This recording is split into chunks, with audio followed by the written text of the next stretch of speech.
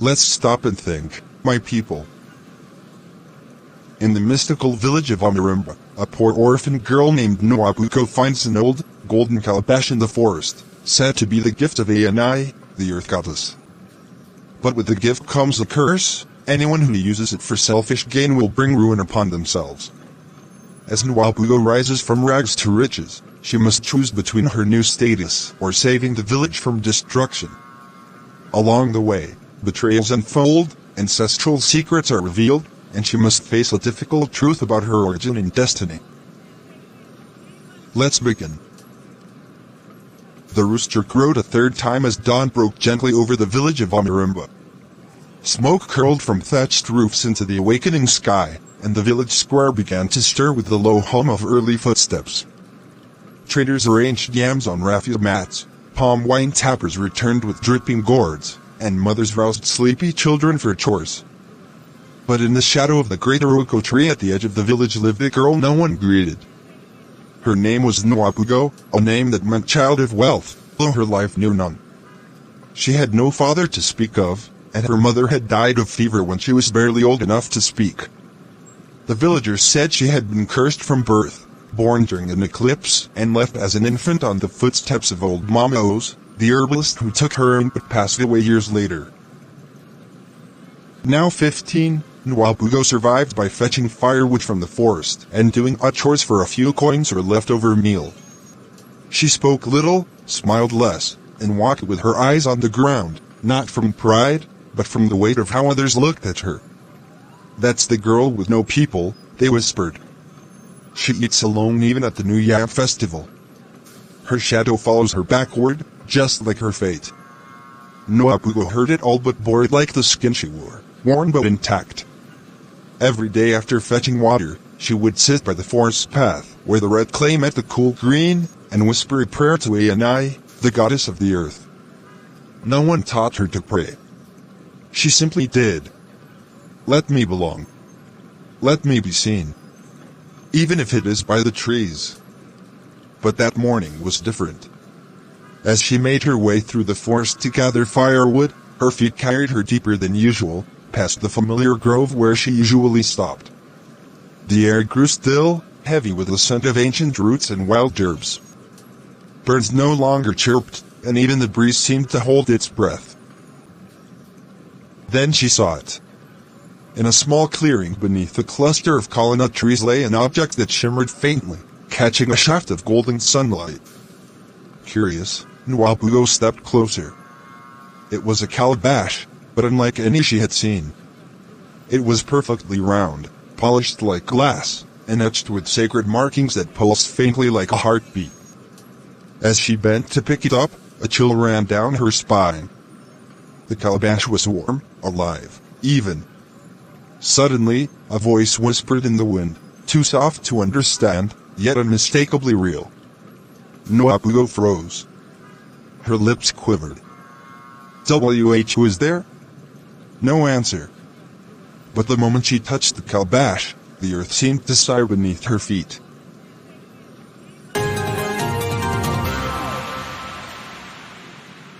Noabuko held the calabash close to her chest as she made her way back to the village, eyes darting around the silent forest. The birds had begun to chirp again, but the air still felt charged, as though something ancient had awakened. By the time she returned to her hut, dusk was slipping into the skies. She lit a small oil lamp, placed the calabash in the center of her raffia mat, and stared at it. "What are you?" she whispered. "Why were you waiting for me?" As though in response, the calabash began to glow faintly again. She blinked. A soft hum vibrated from within. Then the lid, which she hadn't even realized was there, gently popped open. Inside was a single cowrie shell, perfectly white, resting on a small, folded strip of cloth. Beneath it, a ball of kola nut and a miniature carving of a tree stood arranged with precision. She dared not touch anything. But as she leaned closer, a strange wind rustled through the windowless hut. The flame of her oil lamp flickered violently, and then, the wind stopped. She sat back, heart thudding.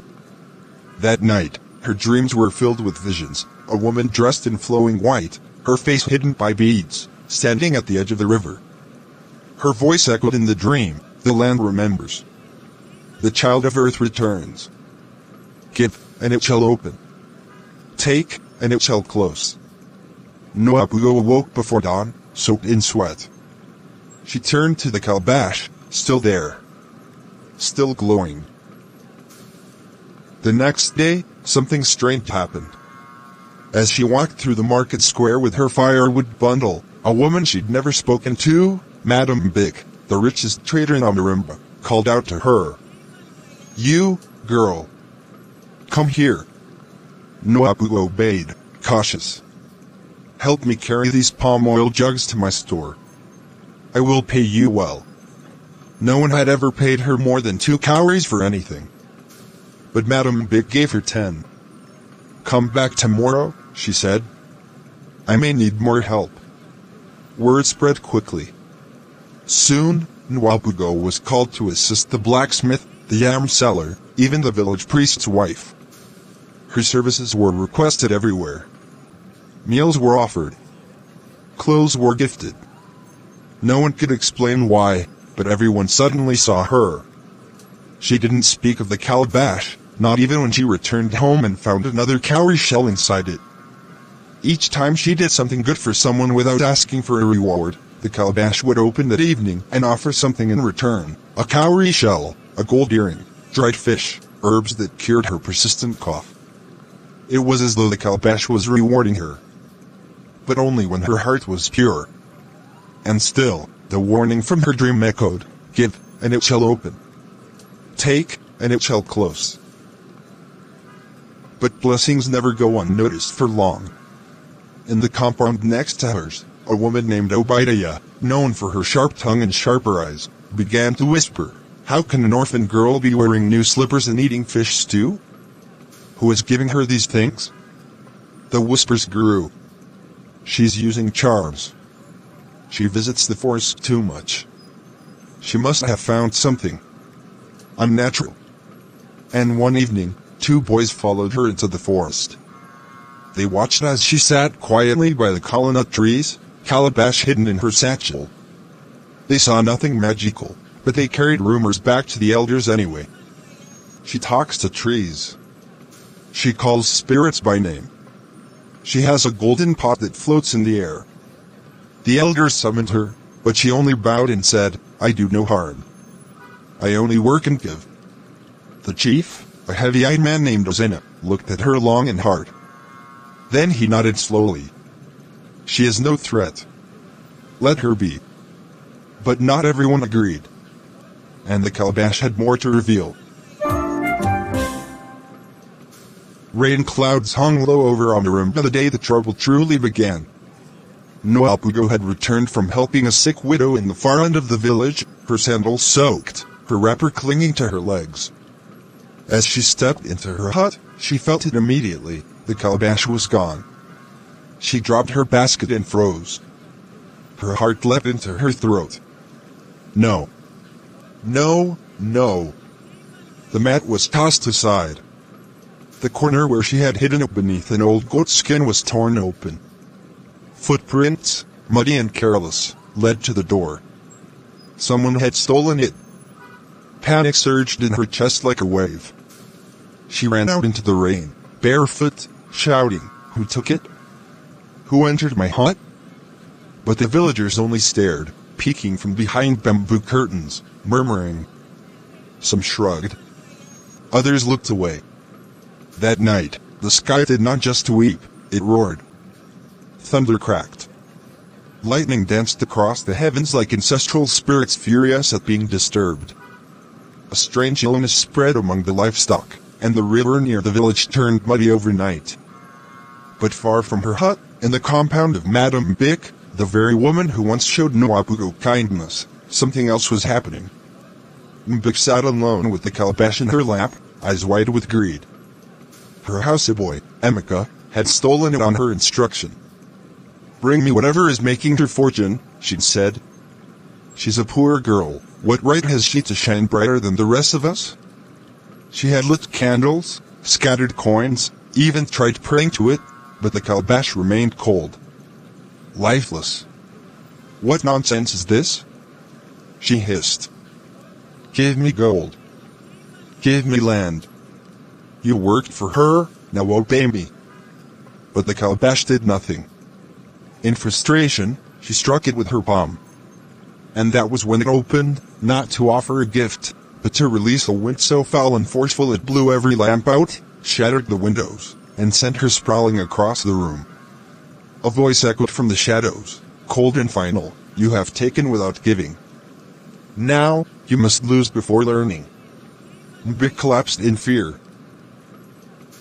The next morning, Amarimba woke to chaos. All of Madame Mbik's goods in the market had been destroyed in a freak fire. Her storehouse collapsed. Her 3 sons were struck with a fever that made their eyes roll back and their tongues swell. The doctor said he had never seen anything like it. And Nwabugo? She stood before the elders, quiet but burning inside. "I was robbed," she said simply. "But I forgive." Chief Azena turned to the villagers. "Who among you took what was not theirs?" No one answered. But word spread fast. Children whispered that Mbika screamed all night. Others said she now spoke only in tongues no one understood. Finally, on the 3rd day, she came crawling to Nwabugo's hut, barefoot, hair disheveled, calabash in hand. "Take it," she sobbed. "Take it back. I was wrong. Forgive me." Nwabugo stared at her, and for the first time in her young life, she spoke with the authority of one who was chosen. "It is not me you should beg. Beg the earth. Beg Ani. And pray the calabash still hears." Mbik wailed as she collapsed at Nwabugo's feet. That night, the calabash opened for Nwabugo again, but this time, inside was not a gift. It was a mirror, small and round, its glass shining like starlight. As she looked into it, she saw not her own face, but visions of other people's needs. A child crying with hunger. A farmer whose yams had withered. A pregnant woman with no midwife. A youth tempted to steal. And then she understood.